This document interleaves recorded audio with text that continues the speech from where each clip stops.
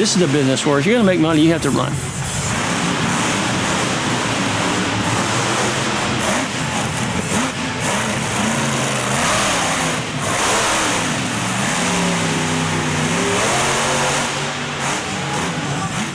So now a driver could race hard without worrying about hurting himself.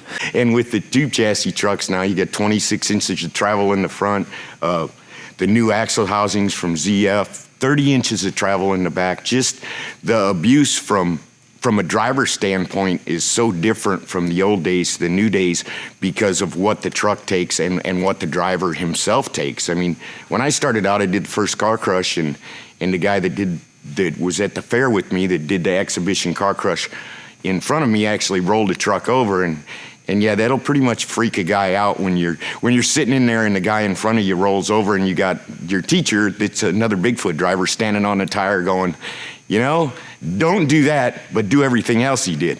So that was kind of a shocker there. And with the new truck, well, we come up a set of cars, and we're jumping 100 feet. Boom, it's landing. And it's like, wow, this is really different. You know, this is far and away above, so much better than what we had. Our biggest challenge as far as Bigfoot goes is probably the name and the name that we carry, because Bob is the guy that started all of this, and the family has done a lot as far as upkeep and keeping this company going for as many years as it's going. So we went out and we told our drivers, hey dude, just sandbag, just win by a little bit. Don't show them what it can do. And we won every race, basically. Except one day, he got on the line, he gave it the gas, it coughed. So he's sitting back to the line, the motor sputtering. Well, the other guy's literally halfway down the track, and finally the engine grabbed. And being a driver and, you know, so competitive, he just nailed it. Well, he shot past that guy like he was sitting still. You get to an event, you always have a target painted on you, I guess is the easiest way to put it. I mean, you're Bigfoot, everybody's gunning for you, so there's always that pressure. I mean, the competition level nowadays has went to a new level. You know, it used to be cars and maybe a minivan or a pickup truck that we jump over. Now it's school buses and motorcycle freestyle ramps that we're backsiding, and it's just changed the whole industry and what people actually come to see at an event or at a race. Without good components, we're not going to be where we are. You know, we're the leader in the industry right now, and our race drivers, they're winners. We have all kinds of titles, and the only way you win a title is you have to be there every race. You have to be there at the end. I know we spend more money on preventative maintenance than anybody else out there in our fields, for sure. Yeah, like I say, you're out there racing, and a lot of these are very, they're tight courses and buildings. But you have a Chicago-style round-and-around race where you're on the gas and you're on the brakes. You're on the gas and on the brakes.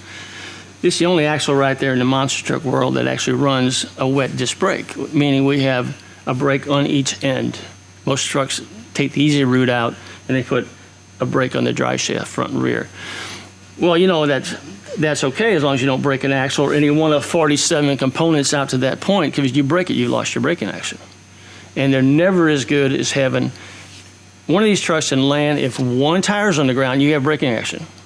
You hit that tire hits, feels resistant, settles the truck down. You know, you're not freewheeling up here till the other tire gets down, then okay, now you can have brakes. We have brakes instantly. Any tire hits the ground, you're starting to slow down. And there's no brake fade. The other systems, they'll burn the rotor red hot. Now, it's not a good practice because your fuel systems sit up here.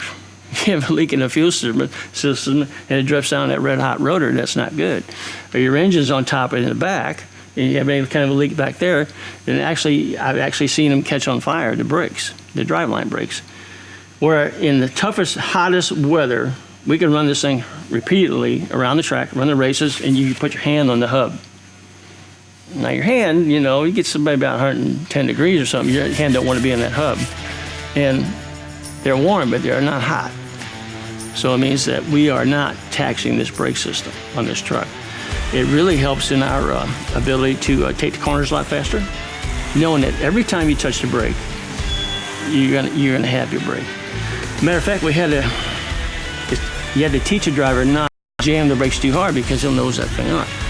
You can only race indoors as fast as you can stop, because there's a wall there. So you want to beat this guy, and you want to go as fast as you can, but you know what? you got to pay the piper at the end. And I've seen these drivers get the brakes and carry the back wheels this far off the ground, all the way up to the wall, and set them back down.